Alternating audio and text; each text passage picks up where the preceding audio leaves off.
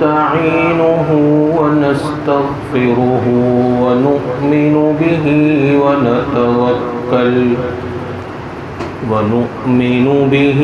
ونتوكل عليه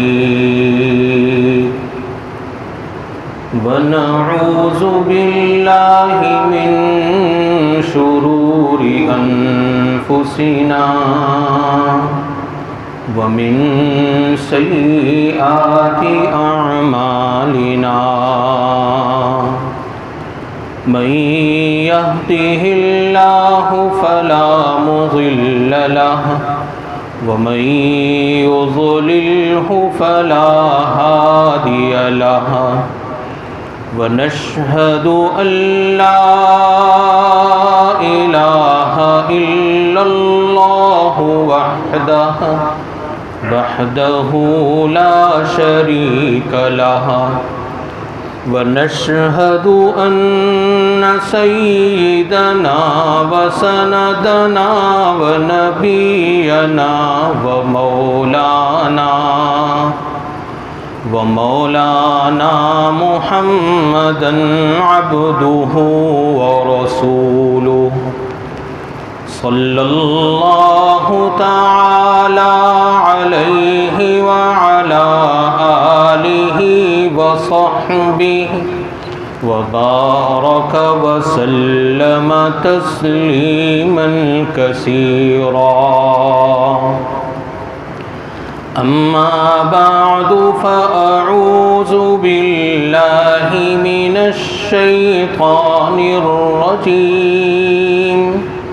بسم الله الرحمن الرحيم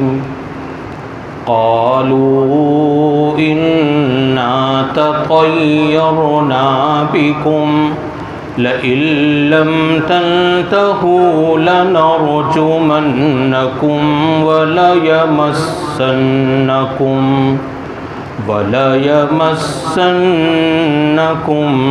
منا عذاب أليم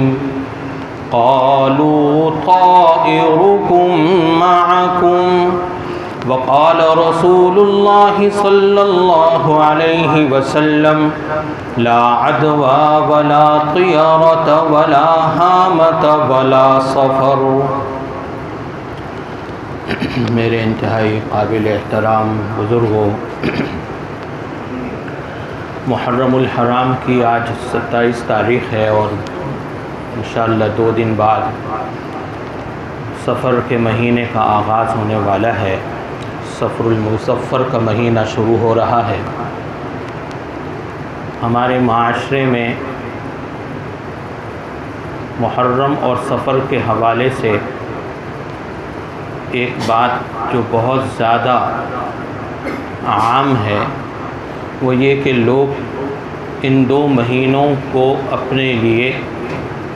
نحوست کا، پریشانیوں کا یا آفات کا مہینہ سمجھتے ہیں، اور خاص طور پر سفر کے مہینے کے بارے میں لوگوں کا یہ گمان ہے کہ یہ مصائب کے، بلاؤں کے اترنے کا مہینہ ہے اور اس مہینے میں بلائیں نازل ہوتی ہیں، اور یہ اتنا زیادہ عام ہو گیا. اس کے اصل قائلین تو ہمارے معاشرے میں ایک خاص طبقے کے لوگ ہیں، لیکن یہ اتنا زیادہ یہ نظریہ اور عقیدہ عام ہوتا چلا گیا کہ عام ذہن رکھنے والے لوگ بھی یہ سمجھتے ہیں کہ سفر کا مہینہ یا محرم کا مہینہ ایسا ہے کہ اس میں کوئی اچھے کام، شادی بیاہ، تقریبات، پراپرٹی خریدنا، کوئی اچھا معاملہ کرنا، لین دین کرنا، لوگ اس سے اپنے آپ کو روک کے رکھتے ہیں اور یہ بدشگونی لیتے ہیں، بدفعلی لیتے ہیں کہ اس مہینے میں اگر یہ کام کریں گے تو ہمارے لیے اچھا ثابت نہیں ہوگا اور اس کا کوئی نقصان ہمیں پہنچ جائے گا اور ہمیں سفر کے مہینے میں یہ کام نہیں کرنا چاہیے. تو میں نے اس غلط فہمی کو دور کرنے کے لیے، معاشرے کی اس غلط فہمی کو دور کرنے کے لیے آج کا موضوع جو ہے اس کا عنوان یہ رکھا ہے کہ ماہ سفر کامیابی اور برکتوں کا مہینہ ہے۔ یہ ایک قدیم زمانے سے اگر اس کی تاریخ دیکھی جائے تو نبی کریم سرور کائنات سرکار دو عالم خاتم النبیین صلی اللہ علیہ وسلم کی بھی بعثت سے پہلے زمانہ جاہلیت سے یہ ایک تصور چلا آ رہا تھا کہ کچھ مہینوں کو اپنے لیے اچھا سمجھتے اور کچھ مہینوں کو اپنے لیے اچھا نہیں سمجھتے، بدشگونی لیتے، اس کے اندر بدفعلی لیتے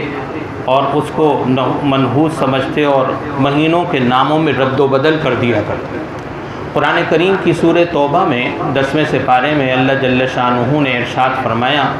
ان عدت الشہور عند اللہ 12 شہرا، اللہ کے ہاں مہینوں کی گنتی 12 ہے، اور یہ جو محرم سے اسلامی سال کا آغاز ہوتا ہے، محرم الحرام ہے، صفر المظفر ہے، پھر ربیع الاول ہے، پھر ربیع الثانی، جمادی الاول، جمادی الثانی، یہاں تک کہ ذو الحج تک جو کہ آخری مہینہ ہے اسلامی سال کا، یہ 12 مہینے ان کے نام بھی اللہ تبارک و تعالی نے ہی تجویز فرمائے۔ یہ نام، یہ جو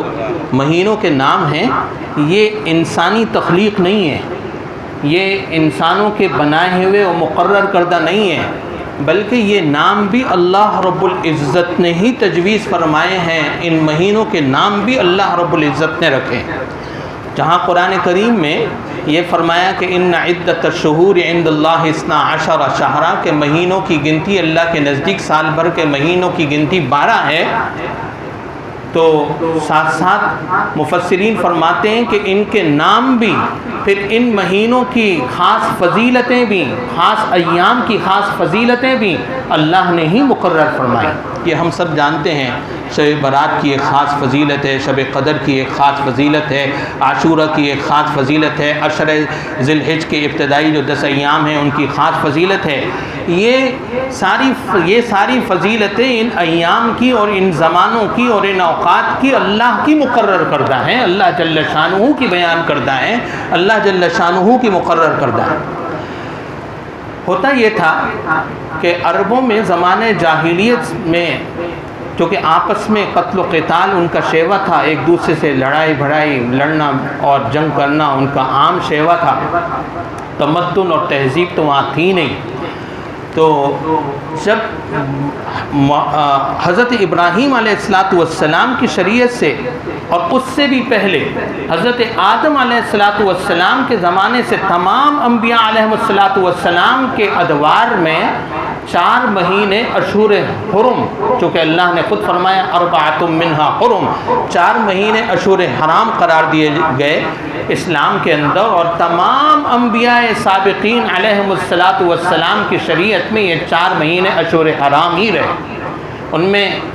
ذوالقعدہ، ذوالحجہ، محرم، یہ 3 مہینے لگاتار ہیں، اور پھر رجب المرجب کا 1 مہینہ الگ سے آتا ہے جو کہ یہ 4 مہینے اشہر حرام کہلاتے ہیں۔ عربوں کی جب آپس میں لڑائیاں ہوتی تھیں تو ان 4 مہینوں کے اندر چونکہ اللہ کی طرف سے اور ان کے حضرت ابراہیم کے بھی دین میں قتل و قتال کرنا، لڑائی جھگڑا کرنا، آپس میں جنگ کرنا منع تھا، تو جب یہ ان کی پیچھے سے جب جنگیں جاری ہوتی تھیں اور یہ مہینے شروع ہونے لگتے تھے تو یہ محرم کے مہینے کو تبدیل کر کے کہتے تھے کہ یہ محرم نہیں، یہ سفر ہے۔ سفر کے مہینے میں بھی جنگ جاری رہتی تو کہتے کہ یہ سفر نہیں ہے، ربیع الاول ہے، مہینوں کے نام تبدیل کر دیتے، یہاں تک کہ 12 مہینوں کے تمام نام اپنی مرضی سے تبدیل کرتے رہتے کہ اس طرح آپس میں ان کی تبدیلی کی وجہ سے یہ مہینوں کے نام خلط ملط ہو گئے کہ اصل مہینہ ذی الحج کا ہے تو وہ ذوالقعدہ آ رہا ہے ان کے حساب میں، ان کے ناموں میں، ان کے شمار میں اس کو ذوالقعدہ سمجھا جا رہا ہے۔ کوئی مہینہ محرم الحرام کا آ رہا ہے تو وہ اپنے حساب میں اور اپنے شمار میں اس کو سفر کا مہینہ قرار دے رہے ہیں۔ اللہ جل شانہ نے ارشاد فرمایا انما النسیء زیادۃ فی الکفر، یہ رسم نسی کہلاتی تھی ان کی، نسی نسیان سے ہے، وہ کہتے تھے کہ جی ہم نام بھول گئے اس مہینے کا، اصل یہ مثلا محرم الحرام کا مہینہ ہے تو ہم نام بھول گئے، اب یہ سفر کا مہینہ ہے ہمیں نام یاد نہیں رہا، تو تو رسم نسی کہلاتی تھی، اور صرف اس وجہ سے یہ مہینوں کو آگے پیچھے کرتے تھے کہ تاکہ ان کا جو قتال جاری رہے تو اس میں کوئی ممانعت اور کوئی ان کو جو ہے حرمت لازم نہ آئے اور وہ اپنے قتال کو جاری رکھیں۔ اللہ رب العزت نے قرآن کریم کے 10ویں سپارے میں سورہ توبہ میں فرمایا انما النسیء زیادۃ فی الکفر، کافروں کے کفر کے اندر ایک اضافی کفر کی بات یہ ہے کہ وہ رسم نسی کو اختیار کرتے ہیں، اور اللہ نے جن مہینوں کے نام مقرر فرما دیے ہیں اور اللہ جل شانہ نے جو ترتیب بیان فرمائی ہے اس ترتیب میں خلط ملط کرتے ہیں۔ چنانچہ جب نبی کریم سرکار دو عالم صلی اللہ علیہ وسلم کا حجۃ الوداع ہوا، سن 9 ہجری میں آپ نے حجۃ الوداع فرمایا، تو اس حجۃ الوداع کے موقع پر جو ذی الحج کا مہینہ تھا، اللہ کی شان کہ وہ ان مشرکین کے حساب میں بھی اور ان کے ناموں کے شمار میں بھی وہ ذی الحج ہی تھا،